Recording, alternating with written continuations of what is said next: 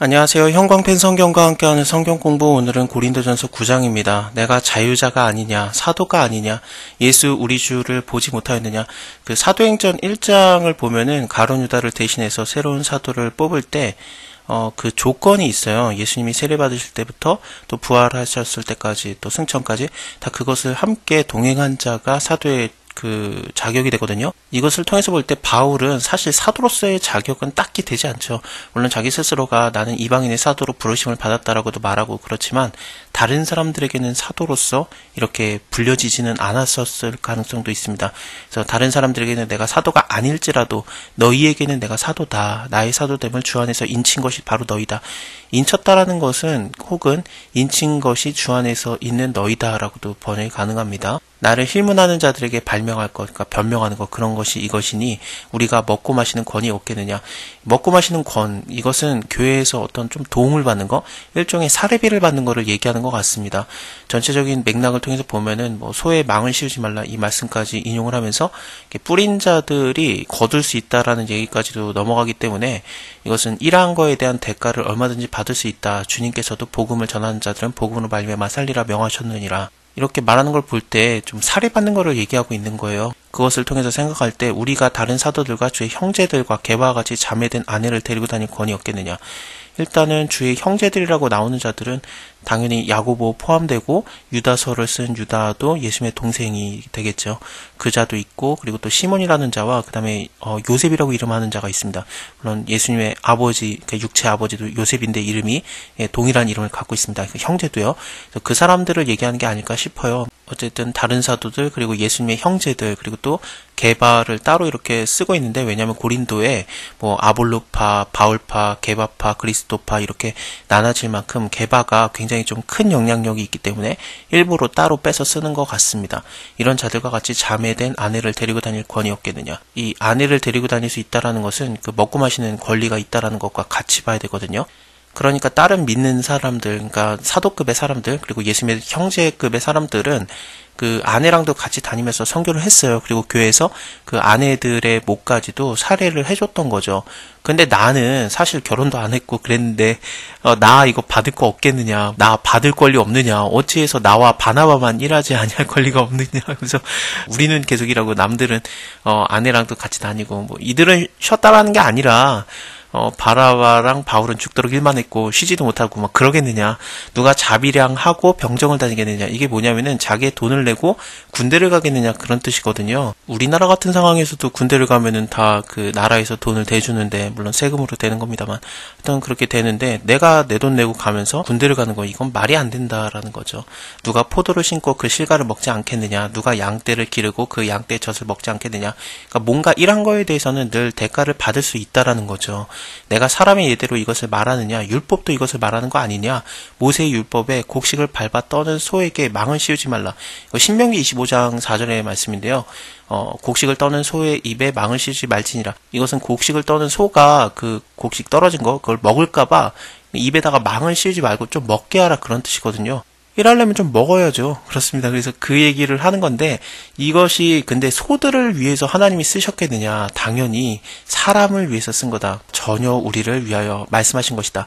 과연 우리를 위해서 기록된 것이니 밭을 가는 자는 소망을 가지고 갈며 곡식을 떠는 자는 함께 얻을 소망을 가지고 떠는 것이라. 그러니까 사람을 위해서 이것이 기록되어 있다는 거죠. 신명기 25장도요. 우리가 너희에게 신령한 것을 뿌렸으니 너희의 육체의 것을 거두기에 과하다고 하겠느냐. 다른 사람들도 너희에게 이런 권리를 가졌는데 하물며 우리일까 보냐. 그러나 우리가 이런 권리를 쓰지 않고 범사에 참는 것은 그리스도의 복음에 아무런 장애가 없게 하려 함이로다. 권리가 있지만 받지 않았다라고 얘기를 하는 거거든요. 이게 8장과 연관이 되어 내가 뭐든지 먹을 수 있는 자유와 권리가 있지만 이 자유하다라는 자유함이라는 게 사실은 헬라어로 보면은 권리라고 번역이 가능하거든요. 하지만 내가 약한 자들이 넘어질까봐 그들을 사랑하기 때문에 그 이웃사랑을 위해서, 사랑의 덕을 세우기 위해서 그냥 우상의 제물을 안 먹는다. 내가 그들을 위해서 안 먹는 것이다. 형제를 실족하게 할 것 같으면은 나는 영원히 고기 안 먹어도 된다. 내 형제를 실족지키지 않게 하리라 하면서 모든 권리가 있지만 하지 않는 것, 그런 것들을 얘기하고 있습니다. 그래서 여기서도 마찬가지로 내가 일해서 받을 수 있지만 내가 그 권리 사용하지 않는다. 성전의 일을 하는 이들은 성전에서 나는 것을 먹으며 제단을 모시는 이들은 제단과 함께 나누는 것을 너희가 알지 못하느냐. 이와 같이 주께서도 복음을 전하는 자들이 복음으로 말미암아 살리라 명하셨느니라. 그래서 마태복음 10장을 얘기하는 것 같은데요. 그 전도 여행을 떠나게 할 때 여행을 위해서 주머니나 두벌 옷이나 신이나 지팡이를 가지지 말아라. 이는 일꾼이 저 먹는 것을 받는 것이 마땅함이라 라고 얘기하시거든요. 그래서 이 복음을 전하러 갈 때 그가 일꾼이 되었고 그 복음을 전함으로 뭔가 받는 거 괜찮다라는 얘기죠.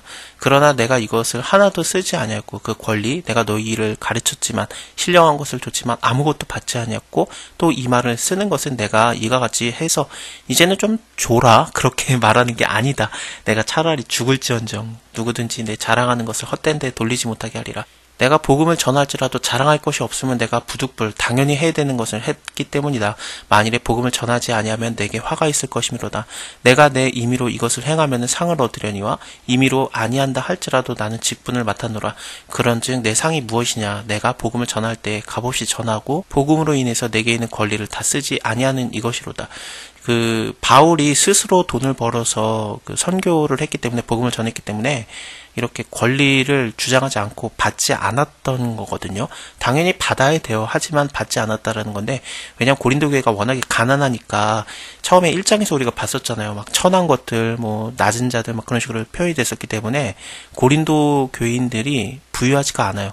그 사람들에게 돈을 받는다라면은 아마도 좀 오해가 생길 수 있을 법했거든요. 네, 물론 받아도 되긴 하는데 근데 좀 네, 그냥 넘어가는 경우가 많죠. 바울이 가난한 것 같지는 않아요. 사도행전을 보면은 그 총독이 계속 바울에게서 뭔가를 얻으려고 바울을 자꾸 불러서 말을 시키고 대화를 듣고 그러다가 복음을 듣고 그러거든요. 그걸 통해서 보면은 총독급이 뭐 그 뇌물을 받으려고 바울을 불렀다. 바울에게 어마어마한 재산이 있었던 것 같습니다. 그리고 글 쓰는 게 워낙에 비싸기 때문에 이때 당시에 뭐 종이 한 장 쓰는 게 엄청납니다. 양피지에 써야 되기 때문에. 또 잉크도 비싸고요. 근데 그것들을 쓰는 걸 보면은 바울이 가난하지는 않았던 것 같아요. 바울과 동역을 했던 많은 사람들, 같이 다녔던 뭐 아리스타고라든지 뭐 신라라든지 디모데, 누가, 그런 사람들의 모든 비용을 바울이 혼자 댄 것처럼 보입니다. 내가 너네한테 안 받아도 내가 그것을 다 하나님께 받았다. 그것이 내가 이미 받은 상이다. 이런 식으로 표현하는 걸 수도 있습니다. 내가 모든 사람에게 자유하였으나 스스로 모든 사람에게 종이 된 것은 더 많은 사람을 얻고자 합니다. 유대인에게는 내가 유대인과 같이 된 것은 유대인을 얻고자 함이고, 율법 아래 있는 자들에게 내가 율법 아래 있지 아니하나 율법 아래 있는 자 같이 된 것은 율법 아래 있는 자들을 얻고자 합니다. 율법이 없는 자에게 내가 하나님께는 율법이 없는 자가 아니고 도리어 그리스도의 율법 아래 있는 자이나 율법 없는 자 같이 된 것은 율법 없는 자들을 얻고자 합니다. 약한 자들에게는 내가 약한 자와 같이 된 것은 약한 자들을 얻고자 함이고, 여러 사람에게 내가 여러 모양으로 된 것은 아무쪼록 몇몇 사람을 구원코자 함이니, 내가 복음을 위해서 모든 것을 행함은 복음에 참여하고자 함이라. 운동장에서 다름질하는 자들이 다 달아날지라도 오직 상을 얻는 자는 하나일 줄을 너희가 알지 못하느냐. 너희도 얻도록 이와 같이 다름질하라. 이기기를 다투는 자마다 모든 일에 절제하나니 저희는 썩을 면류관을 얻고자 하되 우리는 썩지 아니할 것을 얻고자 하노라. 빌립보서 3장을 보면은 표대를 향해서 그리스도 예수 안에서 하나님이 위에서 부르신 부름의 상을 위해서 쫓아가노라 라고도 말하거든요. 그렇습니다. 그러므로 내가 다름질하기를 향방 없는 것 같이 아니하고 싸우기를 허공에 치는 것 같이 아니하여 내가 내 몸을 쳐서 복종케 함은 내가 남에게 전파한 후에 자기가 도리어 버림이 될까 두려워함이로다. 자, 오늘은 여기까지 보고요. 다음에 그 유대인들이 버려지게 된 상황들, 그런 것들에 대해서 좀 구약의 모든 내용들을 좀 정리하는 게 나오는데 이거는 다음 시간에 같이 볼게요. 감사합니다.